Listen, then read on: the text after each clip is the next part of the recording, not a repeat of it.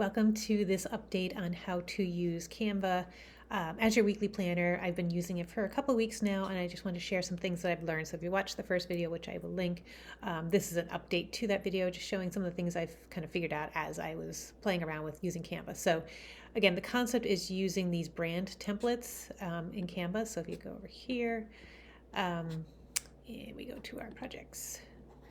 So when I'm in a folder, you can see that you have the ability to use brand templates. Again, this is only with the pro version of Canva, but I created all these planner pages, a meal planner, a journal, daily, weekly, and monthly planners. And so I've been playing with those for quite a while. And so here's what I've learned from using those. The first thing is when you decide, like when you click on one, decide you're going to use it, and you say use this brand template, that's great. The thing is, it doesn't put it in the folder. So I have a folder called Fall of 24. It doesn't put it in, it just kind of throws it in your regular things. So you have to remember every time to go in and move to folder, which is kind of annoying, but you have to do that every single time and then pick your folder that you want it to go to. So that is a bit annoying. And the other thing, you have to remember to rename it every day. So that, again, it doesn't prompt you, which would be kind of nice if it did, but you need to go in and just do your daily, and then today is 09. What are we on? The 20th. 20. Although I already have today's done, so I don't want to do this. So we'll do 21. So you have to remember to do that every time, which is, again, a little bit annoying, but doable. But the thing you'll notice is if you see my screen here, I have all these tabs open. And so if we go back here and look real quick, I have, I'm really not a fan of this glow up, I have to say. I have a bunch of documents, and so what I would have open is my meal plan, my monthly plan, my weekly plan, and then my daily plan. So I had a lot going all the time, and that was driving me a little bit crazy because then I'd also have my projects that I was working on, and so I'd have a lot of tabs open. I'm in the desktop version, so I'd have a lot of tabs going here, and it was just kind of making me twitch a little bit. So then I finally figured out that there's a way that I can just easily combine. So I have this template for a daily planner and a template for a journal planner. And so what I wound up doing was going back to the daily planner and then combining. So that's kind of, again, took me some time to figure this out. So here's all my daily planner information. And then down here, I put the journal prompt in here. And what I love, again, these boxes change their size based on what you fill in. So these can get bigger, bigger, bigger. So I do like that. The outline feature is helpful for getting to that journal prompt. I wish we could do a little bit more making things bold or just easier to find. So based on whether it's an H3 and H2, it does do a little bit of kind of outlining for you, but it's just not the most user-friendly. Like, I'd like to be able to hide a bunch of these things and be able to jump quickly to just the things that I want to jump to. But so the outline feature is helpful as your page gets longer, but not ideal. The other thing I learned was that putting this date field, so if you use the / and then do date, you have the ability to pick a date from a calendar, so you can select date.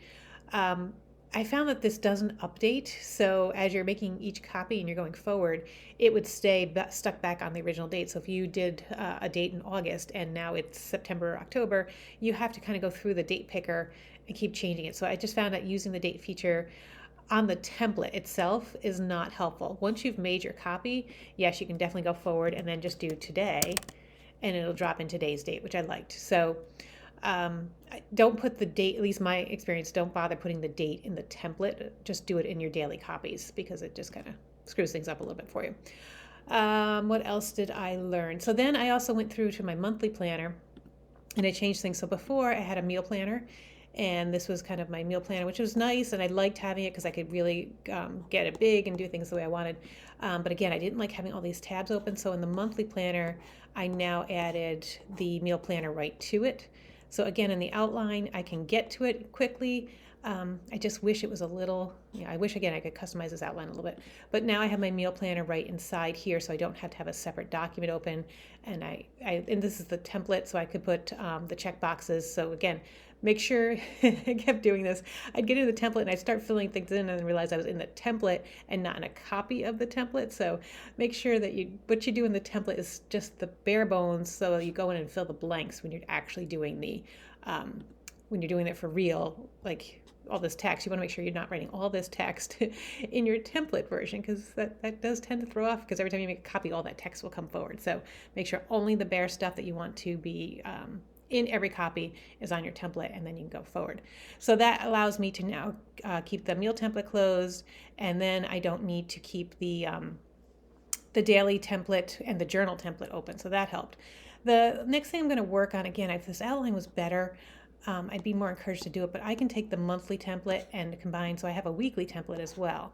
And I could take all this weekly information and put 4 copies of it in the monthly, but this outline is just, it's just not there yet. So I think there'd be a lot of scrolling to find which week, so you can see the week of, and then to have each week in there. I'm not sold on doing that. I may try it. So then the monthly planner would be very long because I have the meal planner in it, but then it would also have 4 weeks of weekly templates. So I might try it, might play with it. If you found any other workarounds, that would be great. Any way to make this outline a little bit more user-friendly, because this would be perfect. If I could have everything in here and then quickly just go week 1, week 2, week 3, week 4, that'd be great. But seeing all this subtext, all these individual questions, that just makes this really... makes the outline kind of not functional from my point of view. So I would like the outline to be much cleaner. So as you can see, I would have a review for the month, but then I'd also have 4 weeks in here, and it just could make this pretty clunky. So I was able to get rid of some of the tabs. I definitely learned a few things. So that's my insights after doing this for a little while. And if I get any more insights, I will share them with you. But it's still, I like doing it.